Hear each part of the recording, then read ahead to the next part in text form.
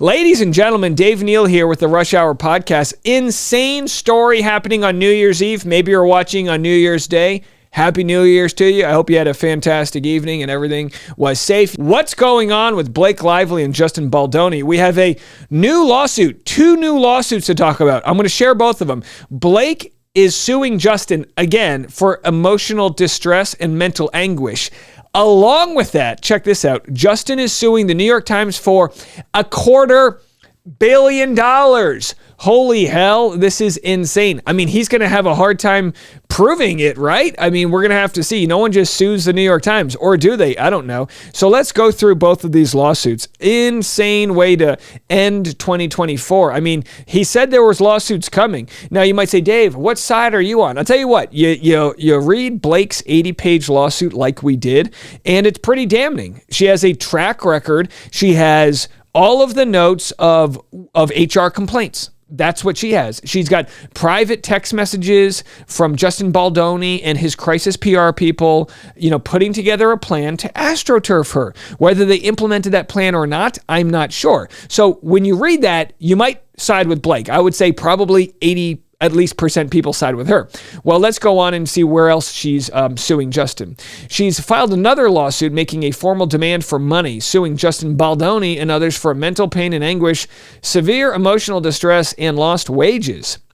The lawsuit mirrors the complaint filed with the California Civil Rights Commission, but this action has been filed in federal court in New York. All right, so it's the same complaint that we already read, I guess, or similar. This is just the one in the federal court in New York.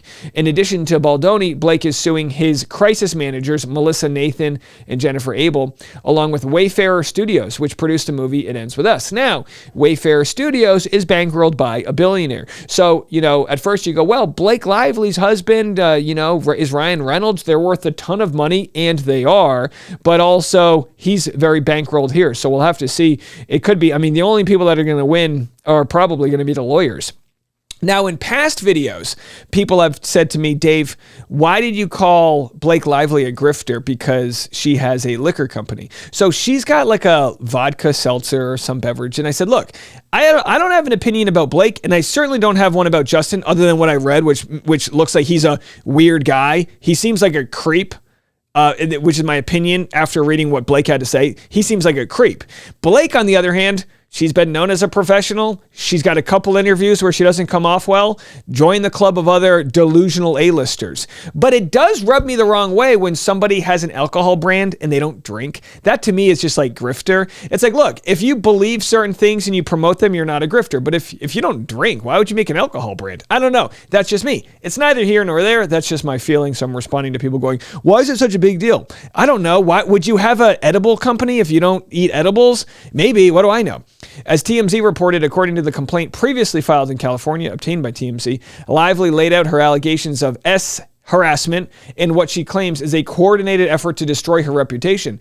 His team has called the allegations a false attempt to rehab her reputation. All right, so 2 rich people complaining that their reputations have been hurt. Now, I have to say, it seems as though he was super creepy on set, and she filed these HR complaints, and she has every right to do so. This isn't a scenario where there's revisionary history. She has the timestamps, she has the timeline, and she has him agreeing that if we move forward, there'll be better conversations with intimacy coordinators. She accuses him of taking scenes too far, where he's using tongue when it wasn't previously wanted, nibbling on lips. It's gross. I had a shower. It was disgusting. And if someone like Blake Lively has a problem and she's an A-lister, you can only imagine other actors and people in the entertainment industry, how often and sadly, how easy it is to get violated in that way. That's why the intimacy coordinators exist. People wanted to go into her changing room when she wasn't dressed, and she's in delivery, birthing scenes, and people that shouldn't be in the room are there. If all of that's true, no set in 2024 or 2025 should be acting that way. We solved all this. New rules were created to avoid catastrophes like this from happening. So that's the lawsuit. So the demands were addressed, she says, because of Justin Baldoni's conduct. The demands no more So again, we've already covered all of this, but it looks like they said, a mirror lawsuit in New York City. Now, he's being represented by Brian Friedman, power attorney. He lashed out at the complaint, saying it was designed to fix her negative reputation. And again, I've had a lot of respect for Brian Friedman because he's represented a lot of victims. Rachel Leviss, Cassie Randolph. He's represents the Menendez brothers. The dude's one of the biggest name brand lawyers in Hollywood. But attaching yourself to Justin Baldoni, either he knows something we don't, and again, innocent until proven guilty, or again, maybe there's just good money involved. Here's their lawsuit. So this is what came out last night, New Year's Eve at 5:12 p.m. Pacific time. I mean, this is bombshell. This will be all over the news in the next couple days. Justin Baldoni suing the New York Times for $250 million over the Blake Lively smear campaign story. Look, when you sue people, you need to have the receipts to prove your side. Justin is suing the New York Times for $250 million over the publication's bombshell article in which they allege the actor and others coordinated a smear campaign against his It Ends With Us co-star Blake Lively. And again, what's going to come of this? Will it go to trial? We will be here to cover it if it does. It'll be a fantastic trial in the sense that we're going to get to see the astroturfing that exists in crisis management and PR. And again, astroturfing is the campaign, the coordinated effort to tip the scales of justice and make it seem as though there's a bigger grassroots movement than there actually is. AstroTurf, fake grass. Remember it that way. If that's the case, I want the whole world to know what astroturfing is, because so many different groups, political, or otherwise, are using astroturfing, from insurance lobbyists to say, there's astroturfing groups to tell us, oh no, you don't want good health care. Look at that. You're going to lose a limb in Canada or whatever. Like, they pay money to tell us these types of things. Justin Baldoni, who directed and starred in the romance drama with Blake Lively, was accused of harassment by the actress in a legal document in a subsequent lawsuit, which was featured heavily in the Times piece. However, according to Variety, Justin Baldoni has now accused a paper of libel, invasion of privacy, promissory fraud, and breach of implied in fact contract over the article, alleging the Times cherry-picked details and altered key communications to deliberately mislead readers. Now, I got to tell you, we covered this in the Clayton Echard case. If someone shares a cherry-picked quote and doesn't share the full screen grab, I don't want to hear it. And that's what Laura Owens did to Clayton Echard, right? She shared things he said, but she didn't share what she said to lead up to it. Now, with that said, I haven't read the things that weren't cherry-picked here, so I don't know. So if they decided to only share a side of the story that is very flattering to Blake, but there's more to the story, I'm all ears. I'd be interested to hear all that. I don't know if that's going to be the case. But they will have their chance to prove themselves in court. Baldoni isn't alone in suing the Times. He is one of 10 plaintiffs, which includes publicists Melissa Nathan and Jennifer Abel, who are mentioned at length in Lively's complaint and in the paper's story. Per the outlet, Lively was painted as the victim in the Times retelling of the It Ends With Us drama, which Baldoni and other plaintiffs are now alleging was not an accurate representation of what went down. They say Lively was actually the one leading a smear campaign, which they call strategic and manipulative. Now, we knew this was coming out yesterday. If you follow the Rush Hour podcast, we were aware that this was coming out, but we didn't know it'd be for $250 million.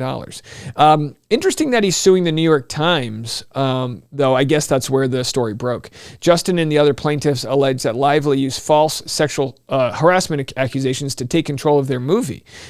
Oh, so he's saying, now this is where it's interesting.